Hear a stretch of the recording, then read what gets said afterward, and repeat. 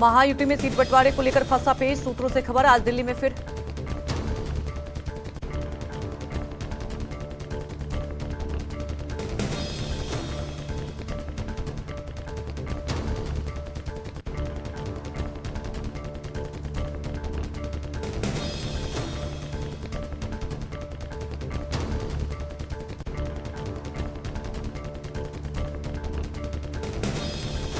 UP विधानसभा उपचुनाव के लिए बीजेपी ने जारी किए उम्मीदवारों की लिस्ट। बीजेपी ने 7 उम्मीदवारों का ऐलान किया। बीजेपी ने गाजियाबाद से संजीव शर्मा को मैदान में उतारा तो खैरे से सुरेंद्र दिलेर और कुंदरकरी से रामबीर ठाकुर को टिकट दिया। यूपी उपचुनाव में करहल सीट से अनुजेश यादव मैदान में उतरेंगे। फुलपुर से दीपक पटेल, कटेहरी से धर्मराज निशान और मंझवा से सुचित्रा मौर्य होंगी उम्मीदवार। यूपी विधानसभा उपचुनाव को लेकर सपा अध्यक्ष अखिलेश यादव का बड़ा ऐलान। सभी 9 सीटों पर सपा की पार्टी सिंबल पर लड़ेंगे चुनाव। कांग्रेस नेता राहुल गांधी से फोन पर हुई बातचीत के बाद बनी सहमति। यूपी उपचुनाव में सभी 9 सीटों पर सपा के चुनाव लड़ने के फैसले पर बोले अखिलेश, कहा मसला सीट का नहीं जीत का है।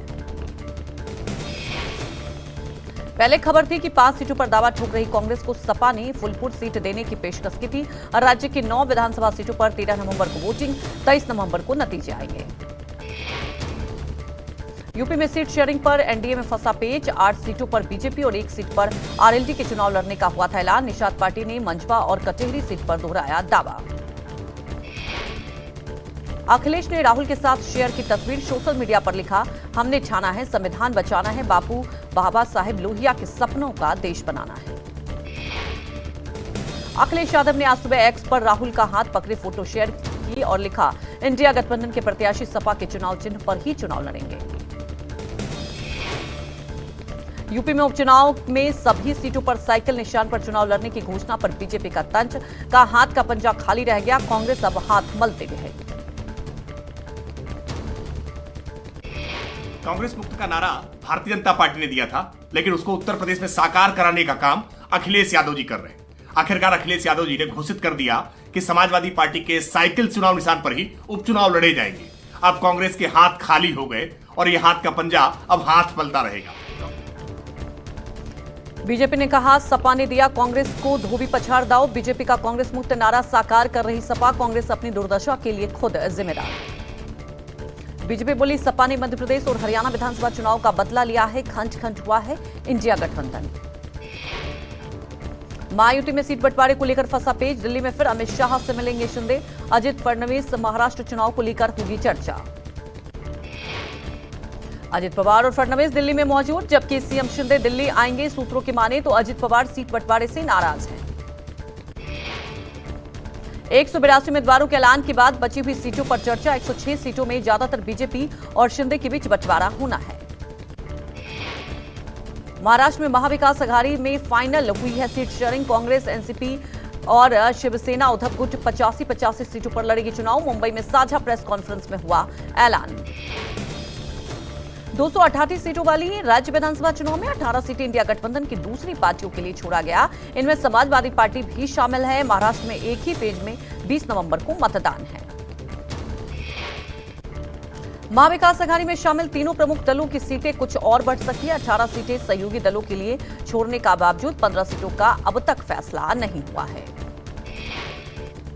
यूपीटी नेता संजय राउत ने कहा, कुछ सीटों पर चर्चा बाकी, लिहाजा सीट शेयरिंग का फॉर्मूला बदल सकता है। राउत ने आगामी चुनाव में इंडिया गठबंधन के जीतने का दावा दोहराया। महाराष्ट्र विधानसभा चुनाव के लिए शिवसेना उद्धव गुट के बुधवार को जारी की 65 उम्मीदवारों की पहली सूची। मुंबई की वर्ली सीट से आदित्य ठाकरे को टिकट। अधिकांश सिटिंग विधायकों पर पार्टी ने भरोसा जताया। महाराष्ट्र सीएम एकनाथ शिंदे के खिलाफ यूपीटी ने कोपरी पंचपा पाखरी सीट से केदार दिघे के मैदान में उतारा। मुख्यमंत्री शिंदे के राजनीतिक गुरु आनंद दिघे के रिश्तेदार हैं केदार दिघे। एनसीपी अजित ने जारी किया 38 उम्मीदवारों की पहली लिस्ट। बारामती से अजित पवार और येवला से छगन भुजबल लड़ेंगे चुनाव। राज ठाकरे के एमएनएस ने बुधवार को 13 प्रत्याशियों की जारी की तीसरी लिस्ट। माहिम से राज ठाकरे के बेटे अमित ठाकरे लड़ेंगे चुनाव। मंगलवार को पार्टी ने 54 उम्मीदवारों का ऐलान किया था। नारायण राणे के बेटे नीलेश राणे शिवसेना सिंधे गुट में हुए शामिल। पार्टी ने नीलेश को कुडाल विधानसभा सीट से उम्मीदवार बनाया। झारखंड में जेएमएम ने 5 उम्मीदवारों की तीसरी लिस्ट जारी की। विष्णुपुर से चमड़ा लिंडा और गोमिया से योगेंद्र यादव, चक्रधरपुर से सुखराव उराव, खूंटी से स्नेहलता और सिसई से जिगा होरो को टिकट दिया गया है। दिल्ली में प्रदूषण और यमुना में गंदगी को लेकर सियासत जारी। आईटीओ छठ घाट पर बीजेपी ने लगाए 2-2 सिंहासन। दिल्ली के आईटीओ छठ घाट पर बीजेपी का अनोखा प्रदर्शन। दिल्ली बीजेपी अध्यक्ष वीरेंद्र सचदेवा ने डुबकी लगाकर प्रदर्शन किया। बीजेपी ने बिछाए रेड कार्पेट, कहा बीजेपी की मांग, केजरीवाल और आतिशी जाकर डुबकी लगाएं। दिल्ली में जहरीले झाग से ढकी यमुना ने लोगों की बढ़ाई चिंता। छठ पूजा के दौरान दूर दूर से लोग यमुना में खड़े होकर अर्घ्य देते हैं।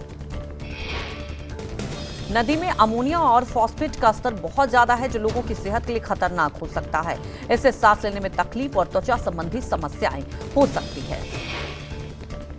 आतिशी सरकार ने कहा नदी की सफाई के लिए कदम उठा रहे हैं, लेकिन बीजेपी ने यमुना की गंदगी को लेकर आप सरकार को घेरा। दिल्ली में प्रदूषण का हवा का आज भी बुरा हाल है। दिल्ली में QI 350 की पार पहुंचा है। दिल्ली और एनसीआर में दिखा घना स्मॉग। धूल प्रदूषण को कम करने के लिए राष्ट्रीय राजधानी के कुछ हिस्सों में पीडब्ल्यूडी वाहन पानी का छिड़काव कर रहे हैं। पूरे एनसीआर में ग्रैब 2 लागू किया जा चुका है। ग्रैब 2 में दैनिक आधार पर पहचानी गई सड़कों पर मैकेनिकल वैक्यूम स्वीपिंग और पानी का छिड़काव किया जा रहा है। बढ़ते प्रदूषण कंट्रोल करने के लिए एनटीएमसी का एक्शन। एनटीएमसी ने दोगुना की है पार्किंग फीस। एनटीएमसी ने 152 पार्किंग स्थलों पर दोगुनी की है पार्किंग फीस। एनटीएमसी ने लोगों से प्रदूषण रोकने की मदद की अपील की। कहा लोग सार्वजनिक वाहनों का इस्तेमाल करें, निजी वाहन कम निकालें। ओडिशा के तट से आज टकराएगा चक्रवाती तूफान दाना। तेज बारिश के साथ 120 किलोमीटर की रफ्तार से चलेगी हवा। तट के इलाकों में एनडीआरएफ एसडीआरएफ की टीमें तैनात। ओडिशा तट की ओर बढ़ रहा है साइक्लोन दाना। लैंडफॉल वाले इलाके से निकाले गए हैं 3 लाख लोग। आज रात या कल सुबह तक ओडिशा और पश्चिम बंगाल के तटों को पार करेगा तूफान। समंदर के इलाकों से लोगों का रेस्क्यू। चक्रवात दाना के मद्देनजर भद्रक में लोगों को चक्रवात आश्रय में लाया गया। चक्रवात के कल यानी 25 अक्टूबर को धामरा बंदरगाह पर टकराने की संभावना है। ओडिशा के भद्रक में दिखा दाना का प्रभाव। तेज हवाएं चल रही है, साथ ही साइक्लोन के प्रभाव से हो रही है तेज बारिश। केंद्रपाड़ा में भी चल रही तेज हवाएं। साइक्लोन का असर दिखना शुरू। लोगों को समंदर के करीब जाने की मनाही। बंगाल और ओडिशा में दाना का दिखने लगा असर। तटीय इलाकों में तेज हवाएं। कई फ्लाइट्स कैंसिल की गई। तूफान की वजह से 300 से ज्यादा ट्रेनों को कैंसिल किया गया। इसमें करीब 200 लोकल ट्रेनें भी शामिल। स्टेशन पर यात्रियों को भारी भीड़। चक्रवाती तूफान दाना की तबाही से निपटने के लिए उड़ीसा सीएम मोहन चरण मांझी ने की उच्च स्तरीय बैठक। संबंधित विभाग और अधिकारियों को सतर्क रहने के निर्देश दिए। पश्चिम बंगाल की ममता बनर्जी सरकार ने भी एहतियात कदम उठाए। 26 अक्टूबर तक 9 जिलों में स्कूल कॉलेज बंद रखने के निर्देश। दाना तूफान के मद्देनजर रेलवे ने कई ट्रेनें रद्द की हैं। अहमदाबाद, वडोदरा और सूरत के 30 ठिकानों पर इनकम टैक्स की छापेमारी। दिवाली से पहले बिल्डर ग्रुपों पर 30 से ज्यादा ठिकानों पर छापेमारी। बिल्डर ग्रुपों पर इनकम टैक्स की रेट से मची सनसनी। छापेमारी में कई दस्तावेज किए गए जब्त। 150 से ज्यादा अधिकारी छापेमारी में शामिल। दिवाली से पहले कानून व्यवस्था की समीक्षा करेंगे सीएम योगी। शाम 7 बजे मुख्यमंत्री आवास पर होगी बैठक। वीडियो कॉन्फ्रेंसिंग से जुड़ेंगे सभी जिलों के अधिकारी। सीएम योगी आज अफसरों संग बनाएंगे फुल प्रूफ प्लानिंग। त्योहार पर शांति और सुरक्षा के माहौल को लेकर होगी बैठक। वीडियो कॉन्फ्रेंसिंग के जरिए पुलिस और प्रशासन के अफसर होंगे शामिल। सीएम योगी आला अधिकारियों को जरूरी दिशा निर्देश देंगे। दुर्गा प्रतिमा विसर्जन के दौरान बहराइच, कुशीनगर और देवरिया में हुई घटनाओं के बाद आज होने वाली मीटिंग बेहद अहम है। रूस के कजान में ब्रिक्स सम्मेलन में शिरकत कर प्रधानमंत्री मोदी के बुधवार देर रात हुई स्वदेश वापसी। ब्रिक्स समिट के तहत प्रधानमंत्री मोदी और चीनी राष्ट्रपति शी जिनपिंग के बीच द्विपक्षीय वार्ता। दोनों नेताओं के बीच पिछली द्विपक्षीय बातचीत 2019 में हुई थी। कजान में करीब 50 मिनट तक चली पीएम मोदी और जिनपिंग की बैठक। जिनपिंग के साथ द्विपक्षीय वार्ता में पीएम मोदी ने कहा, सीमा पर शांति और स्थिरता बनाए रखना हमारी प्राथमिकता। प्रधानमंत्री ने वैश्विक शांति के लिए दोनों देशों के बेहतर संबंध को जरूरी बताया। पीएम मोदी ने रूस दौरे के दूसरे दिन ब्रिक्स समिट को किया संबोधित। ब्रिक्स के मंच से पीएम ने दिया शांति संदेश, कहा हम युद्ध नहीं डायलॉग और डिप्लोमेसी के समर्थक। पीएम मोदी जिनपिंग वार्ता से सीमा पर हालात और बेहतर होने के आसार। उद्योग जगत को भी दोनों नेताओं की सकारात्मक बातचीत से पारस्परिक व्यापार के लिए पटरी पर लौटने के आसार। ब्रिक्स शिखर सम्मेलन से पहले प्रधानमंत्री मोदी शी जिनपिंग और पुतिन समेत अन्य नेताओं के साथ फोटो खिंचवाई। काजान में ब्रिक्स समिट के इतर पीएम मोदी ने यूएई के राष्ट्रपति शेख मोहम्मद बिन जायद अल नहयान और उज्बेकिस्तान के राष्ट्रपति शावकत से द्विपक्षीय वार्ता की। वडोदरा में पूरा हुआ 5वें स्टील ब्रिज का निर्माण। Mumbai Ahmedabad bullet train project के तहत 60 मीटर लंबे स्टील ब्रिज का निर्माण कार्य पूरा हुआ। पुल का निर्माण वडोदरा में बाजवा छायापुरी वायर लाइन पर हुआ है। पुल 12.5 मीटर ऊंचा और 14 मीटर चौड़ा है। पुल के निर्माण में 645 मीट्रिक टन स्टील का इस्तेमाल हुआ। एमएचएसआर कॉरिडोर के 28 स्टील पुलों से ये 5वां स्टील ब्रिज है जो भचाऊ के एक वर्कशॉप में तैयार किया गया। मॉडर्न रेलवे स्टेशन के निर्माण और ट्रैक के काम का तेजी से चल रहा है। बिहार में जहरीली शराब को लेकर आरजेडी ने जेडीयू का नामांकन किया। कहा मतलब जहां दारू वहां अनलिमिटेड, यानी कि जहां दारू है वहां अनलिमिटेड है। जेडीयू का मतलब ही होता है जहां दारू अनलिमिटेड उपलब्ध हो। जैसे जहां डी से दारू यू से अनलिमिटेड उपलब्ध। मने बिहार में मानो कि कोई ऐसा इलाका नहीं है, हर घर में उपलब्ध है शराब। आरजेडी नेता शक्ति यादव ने आरोप लगाते हुए कहा कि जेडीयू सरकार में अनलिमिटेड शराब मिलती है जबकि बिहार में जहरीली शराब से मर रहे हैं लोग। जेडीयू के नामांकन के तुरंत बाद जेडीयू ने भी आरजेडी का नामांकन किया। जेडीयू प्रवक्ता नीरज कुमार ने आरजेडी को राष्ट्रीय जहरीला दल बताया। नाम अगर अच्छा सुनना पसंद करते हैं तो राष्ट्रीय जनता दल का अर्थ है राष्ट्रीय जहरीला दल, जिसने समाज में जहर डाला, जाति का, धर्म का। जम्मू कश्मीर के पुलवामा के त्राल में आतंकियों ने यूपी के एक मजदूर को मारी गोली, शख्स हुआ घायल। यूपी के बिजनौर का रहने वाला है मजदूर।